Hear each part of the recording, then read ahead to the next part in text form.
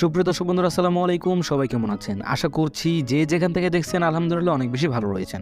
দর্শক বন্ধুরা, 2023 সালে স্পেশাল 3টি স্মার্টফোন নিয়ে কথা বলার চেষ্টা করবো এবং দেখানোর চেষ্টা করবো ফোনগুলোর ফুল স্পেসিফিকেশন এবং জানানোর চেষ্টা করবো ফোনগুলোর কনফিগারেশন প্লাস ফোনগুলোর প্রাইস। তো বন্ধুরা, আপনারা দেখছেন টেক টিউব আর আমি রয়েছি টেক টিউবের পক্ষ থেকে সাব্বির আপনাদের সাথে সম্পূর্ণ ভিডিও জুড়ে। তো চলুন কথা না বাড়িয়ে শুরু করা যাক আজকের মূল ভিডিওটি। আমাদের ফার্স্ট পজিশনে যে ফোনটি রয়েছে সেটি হচ্ছে Redmi 10, যা বিগত অনেক দিন হয়েছে ফোনটি লঞ্চ হয়েছে। ফোনটি বাংলাদেশে দুইটি ভেরিয়েন্টে পেয়ে যাবেন, 4GB/64GB এবং 8GB/128GB। যাদের বাজেট ভালো তারা চাইলে 8GB/128GB ফোনটি নিতে পারেন, যাদের বাজেট কম তারা চাইলে 4/64GB ফোনটি নিতে পারেন। এই ফোনগুলোর প্রাইস রাখা হয়েছে, যেটা 4GB/64GB সেটার প্রাইস রাখা হচ্ছে মাত্র 19 থেকে 20,000 টাকার মধ্যে, এবং যেটা 8/128GB সেই ফোনটির প্রাইস রাখা হচ্ছে আনুমানিক 23 থেকে 24,000 টাকার মধ্যে। তো দেন আমাদের নেক্সট পজিশনে যে ফোনটি রয়েছে সেটি হচ্ছে পোকো ব্র্যান্ডের পোকো M5। আমরা অনেকেই জানি পোকো M3 ফোনে বেশ কিছু সমস্যা ছিল, সেগুলো কি কাটিয়ে তোলার চেষ্টা করছে পোকো ব্র্যান্ড পোকো M5-এ। সেই ধরনের সমস্যাগুলো এখন আর থাকছে না, তাই আপনারা চাইলে এই ফোনটির দিকে যেতে পারেন। এই ফোনটি মোটামুটি এখন বর্তমানে বাংলাদেশে 17 থেকে 18,000 টাকার মধ্যে পাওয়া যাচ্ছে। ফোনটির প্রাইস বিবেচনা অনুযায়ী এর কনফিগারেশন মোটামুটি ভালোই বলা যায়। তো চলুন আমরা এবার দেখে আসি এই ফোনটির ফুল স্পেসিফিকেশন। ফোনটিতে আপনারা পেয়ে যাবেন 90 হার্জের রিফ্রেশ রেট যুক্ত একটি ফুল HD+ ডিসপ্লে। এই ডিসপ্লেটির কোয়ালিটি মোটামুটি ভালোই বলা যায়, তবে ডিসপ্লেটি হচ্ছে ওয়াটার ড্রপের মাধ্যমে বসানো একটি সেলফি ক্যামেরা, যেটা মোটামুটি দেখতে খারাপই লাগছে। যদি এখানে যদি আপনার পাঞ্চলের মাধ্যমে বসানো হতো সেলফি ক্যামেরাটি, তাহলে ডিসপ্লেটা দেখতে আরও যথেষ্ট প্রিমিয়াম কোয়ালিটি হতো। এবার যদি আমরা এই ফোনটির ক্যামেরা সেকশনের কথা বলি, তাহলে এর প্রাইমারি ক্যামেরা থাকছে 3টি ক্যামেরা, যার মেন শুটার হিসেবে থাকছে 50 মেগাপিক্সেল। এই 50 মেগাপিক্সেলের ক্যামেরা দিয়ে তোলা প্রত্যেকটা ছবি এবং ভিডিও কোয়ালিটি যথেষ্ট পরিমাণে ভালো ছিল এই প্রাইস অনুযায়ী। তো দেন আমরা যদি এখন তার সেলফি ক্যামেরা নিয়ে কথা বলি, তাহলে এই ফোনটিতে পেয়ে যাবেন আপনারা 5 মেগাপিক্সেলের ক্যামেরা। তবে আমি এখানে তাদেরকে বলতে চাইবো যে এখানে অবশ্যই তাদের ইমপ্রুভমেন্ট করার দরকার ছিল, কেননা এই বাজার সেগমেন্টে 5 মেগাপিক্সেলের সেলফি ক্যামেরা দিয়ে কিছুই হয় না। এখানে মিনিমাম 8 থেকে 13 মেগাপিক্সেল দেওয়া উচিত ছিল। তো এর সেলফি ক্যামেরাটা কিছুটা দুর্বল, মোটামুটি ফটো কোয়ালিটি কিছুটা ভালো, এতটাও ভালো বলা যায় না। এই ফোনটি সিকিউরিটি হিসেবে পেয়ে যাবেন সাইড মাউন্টেন ফিঙ্গারপ্রিন্ট, যার যথেষ্ট অ্যাকুরেট এবং ফাস্ট বলেই জানতে পেরেছি।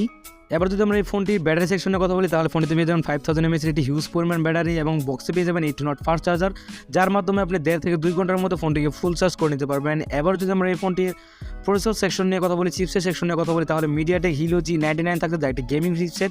আপনারা চাইলে এই ফোনটিতে অতি সহজেই যে কোনো প্রকার হাই গ্রাফিক্সের গেম ইজি টু হাই সেটিংসে খেলতে পারবেন, যেমন ধরুন call of duty, free fire, পাবজির মতো হাই গ্রাফিক্সের গেমগুলো আপনি সহজেই খেলতে পারবেন। তো ফাইনালি আমরা জানতে পারলাম ফোনটির মোটামুটি ফুল স্পেসিফিকেশন। এখান থেকে আমরা বলতে পারছি এই ফোনটির শুধুমাত্র ক্যামেরা সেকশনটা একটু দুর্বল, তাছাড়াও ফোনটির যে কোনো প্রকার হাই গ্রাফিক্সের গেম থেকে শুরু করে হাই গ্রাফিক্সের কন্টেন্ট আপনি প্লে করতে পারবেন।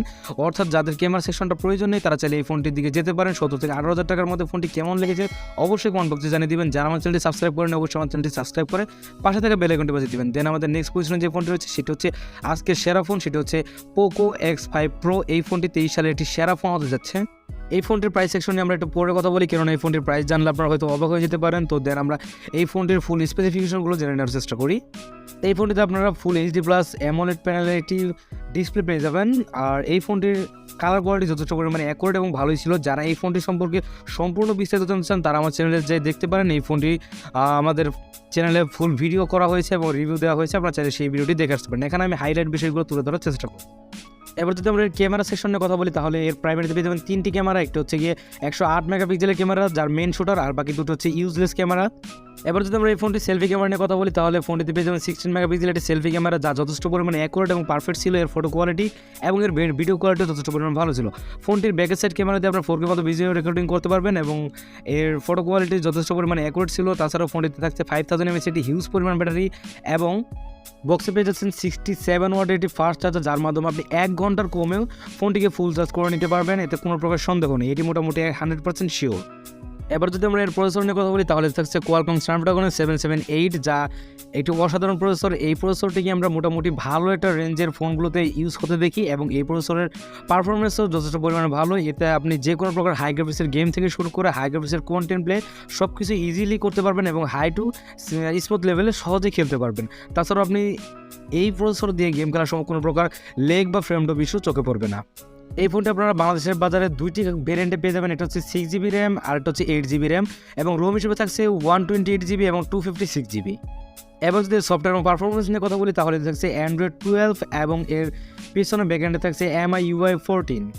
তো এই ফোনটি সিকিউরিটি সিস্টেম হিসেবে পেয়ে যাবেন সাইড মাউন্টেন ফিঙ্গারপ্রিন্ট, যা যথেষ্ট অ্যাকুরেট এবং ফাস্ট বলেই জানতে পেরেছি।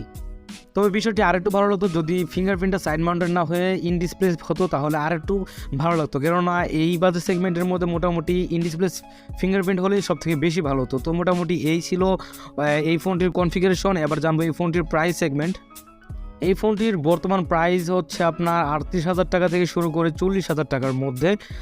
এটা আসলে একটি মাথা নষ্ট করার প্রাইস, কেননা আমরা কখনোই আশা করিনি যে এই ফোনটির প্রাইস এত টাকা হতে পারে। আমরা সর্বোচ্চ আশা করেছিলাম 30 থেকে 32,000 টাকার মধ্যে হবে, যার কারণে আমরা ফোনগুলোকে রিভিউ করার চেষ্টা করব।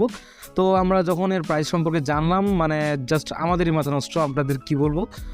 তো এখন আসলে ডলারের ক্রাইসিস চলছে, মোটামুটি ডলারের দাম বেশি, যার কারণে এরকম প্রাইসটা মোটামুটি বেড়ে গিয়েছে। তবে এটা একটু বেশি হয়ে গেছে আর কি। তবে আমি মনে করি না এই প্রাইসের মধ্যে এই ফোনটি কেনার কোনো মানে হয়, কারণ এটা অতিরিক্ত একটা প্রাইস। যদি আপনার এই ফোনটি ব্যক্তিগতভাবে পছন্দ হয়ে থাকে, তাহলে আমি আপনাদেরকে সাজেস্ট করবো ফোনটি আপনারা আরও 4-5 মাস পরে কেনার চেষ্টা করুন, এক্ষেত্রে দাম কমে যেতে পারে। ধন্যবাদ সবাইকে, ভালো থাকবেন, সুস্থ থাকবেন, দেখা হবে অন্য কোনো ভিডিওতে। আসসালামু আলাইকুম।